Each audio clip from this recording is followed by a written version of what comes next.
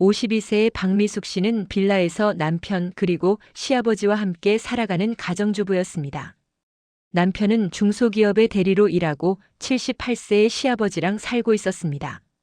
어느 날 동창회 초대장이 날아왔고 미숙 씨는 설렘과 불안이 교차하는 마음으로 옷장을 열었지만 결국 시장에서 산 베이지색 재킷을 꺼내 입고 동창회 장소로 향했습니다. 사연 시작 전 무료 구독 가능합니다. 미숙아, 오랜만이네. 요즘 많이 힘든가 봐? 얼굴이 많이 수척해졌네. 장혜란의 목소리는 겉으로는 친절했지만 그 속에는 냉소가 가득했습니다. 식사가 시작되고 동창들은 하나둘씩 자신들의 삶을 자랑하기 시작했습니다. 미숙아, 남편분은 무슨 일 하셔? 중소기업 대리. 장혜란이 다시 입을 열었습니다. 아, 대리. 그럼 월급이 많지는 않겠네. 우리가 남은 음식 좀 싸줄까? 몇몇 동창들이 민망한 듯 웃었지만 장혜란은 멈추지 않았습니다. 미숙 씨는 화장실을 간다는 핑계로 자리를 떴습니다. 화장실 칸에 숨어 있는데 동창들이 들어왔습니다. 장혜란이 좀 심한 거 아니야? 그래도 사실이잖아. 박미숙 진짜 초라하더라. 아무튼 우리랑은 급이 다르지. 미숙 씨는 눈물을 참았습니다. 동창들은 단체 사진을 찍고 있었지만 미숙 씨가 없는 사진이었습니다. 집으로 돌아오는 택시 안에서 SNS를 확인하니 장혜란의 댓글이 눈에 들어왔습니다. 오늘 즐거웠어. 다들 잘 사는 것 같아 다행이야. 미숙 씨는 핸드폰을 껴안고 울었습니다. 집에 도착했을 때 거실에서는 시아버지가 계셨습니다.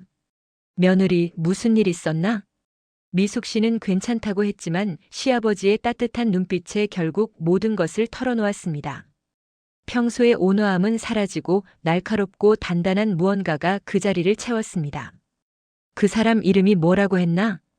장혜란이요. 남편이 건설회사 임원이라고 들었어요.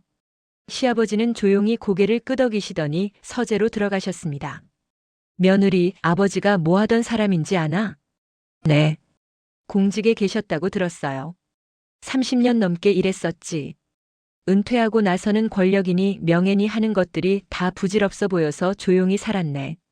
하지만 우리 며느리가 억울하게 당했는데 가만히 있을 수는 없지. 그날부터 시아버지는 옛 동료들에게 전화를 걸기 시작하셨습니다. 며칠 후 시아버지는 서류를 미숙 씨 앞에 내놓으셨습니다.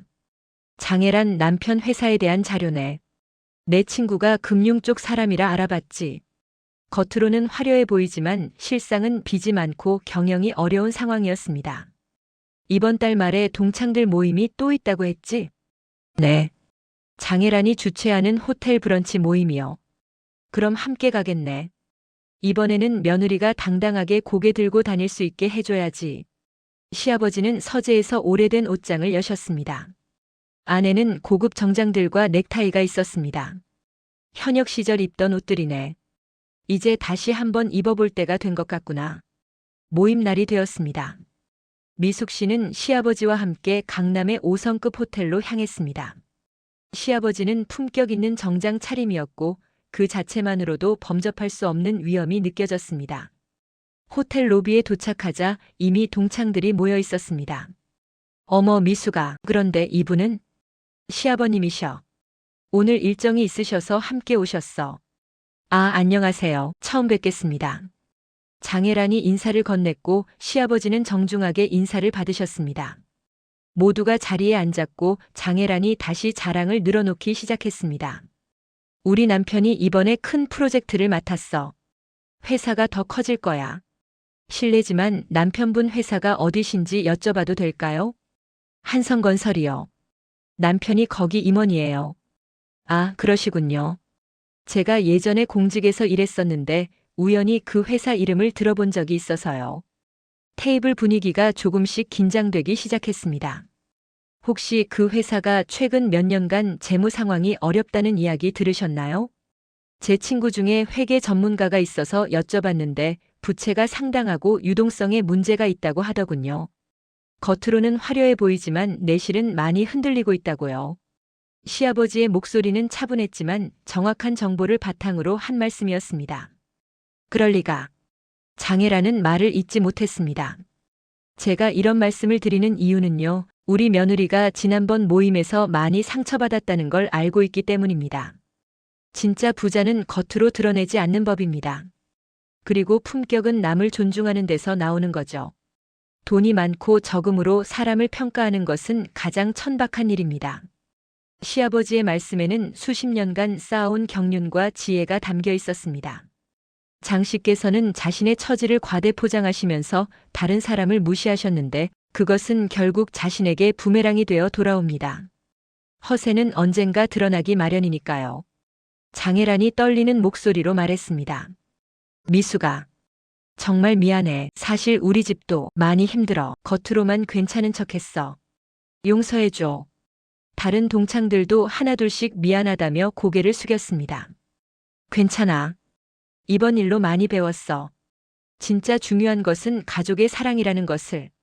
며느리, 이제부터는 당당하게 살게. 평범하게 정직하게 사는 것이 가장 아름다운 거야. 돈이나 권력으로 사람을 판단하는 사람들은 결국 자기 자신의 공허함만 드러낼 뿐이네. 네, 아버님.